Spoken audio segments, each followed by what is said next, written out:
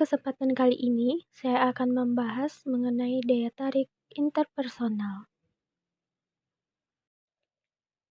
Daya tarik interpersonal menurut para ahli, yang pertama, Miss Lerner dan Delameter pada tahun 1999. Ketertarikan interpersonal adalah tingkah laku positif yang ditunjukkan oleh seseorang untuk bergerak mendekat terhadap orang lain.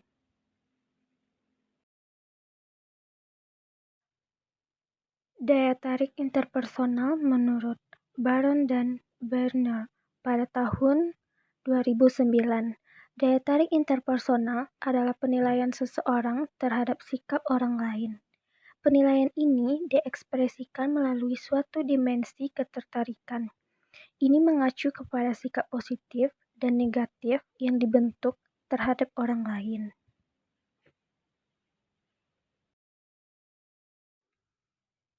Jadi, dapat disimpulkan daya tarik interpersonal adalah penilaian seseorang terhadap orang lain.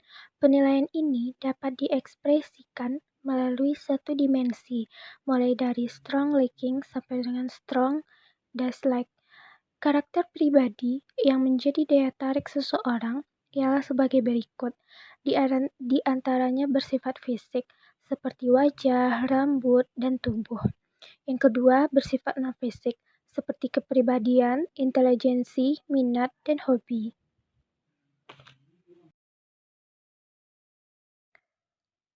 Selanjutnya, yaitu faktor yang mempengaruhi daya tarik interpersonal menurut Birmingham dalam Diaksni pada tahun 2008.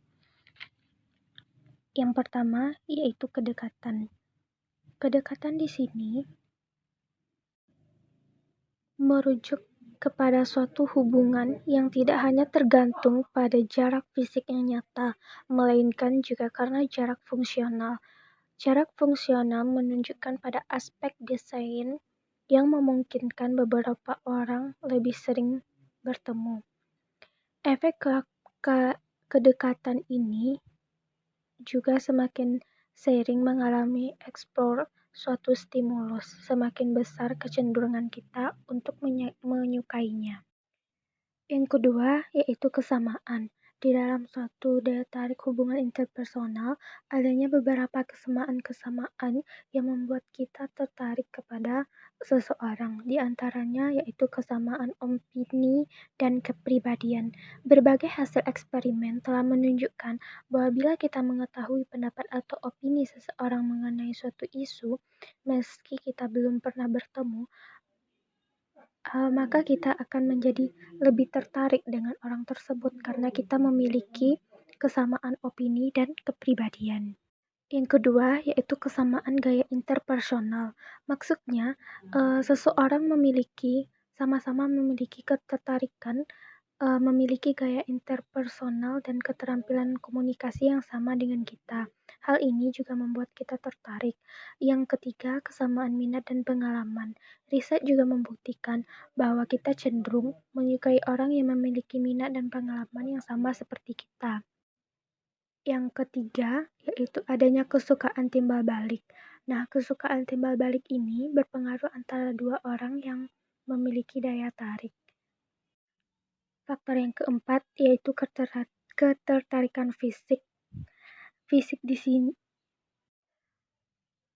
di sini berupa wajah, rambut, tubuh, dan lain sebagainya. Selanjutnya, yaitu pentingnya daya tarik interpersonal.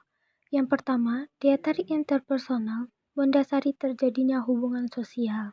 Yang kedua, daya tarik interpersonal mewarnai hubungan interpersonal yang berkelanjutan.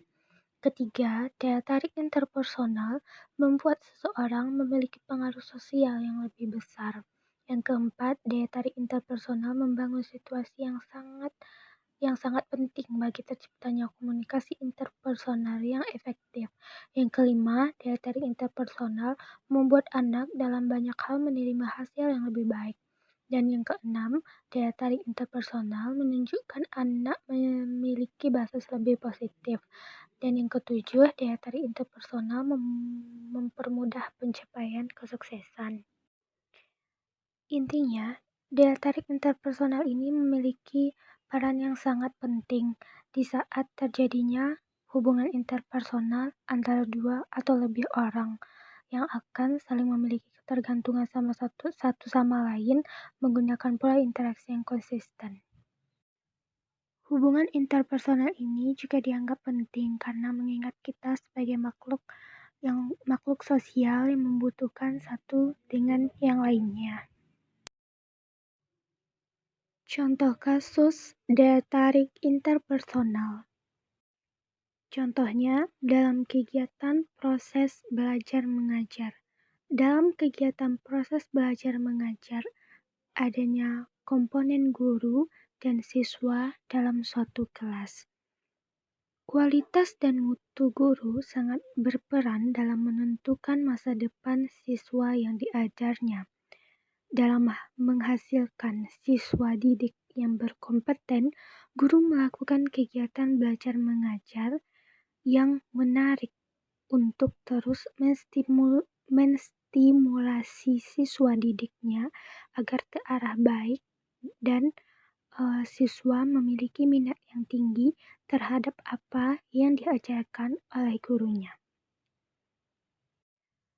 Ketertarikan siswa terhadap mata pelajaran bukan hanya melalui faktor media pembelajaran yang menarik saja, tetapi melalui penampilan dan cara pembawaan guru di dalam sebuah kelas. Maka dari itu, guru berpenampilan menarik agar para peserta didik dapat menarik ketika proses pembelajaran dimulai. Jadi, guru yang menarik secara fisik dan penampilan dapat membuat peserta didik lebih memperhatikan apa yang disampaikan saat proses pembelajaran. Itulah materi daya tarik interpersonal dari saya. Semoga bermanfaat. Terima kasih.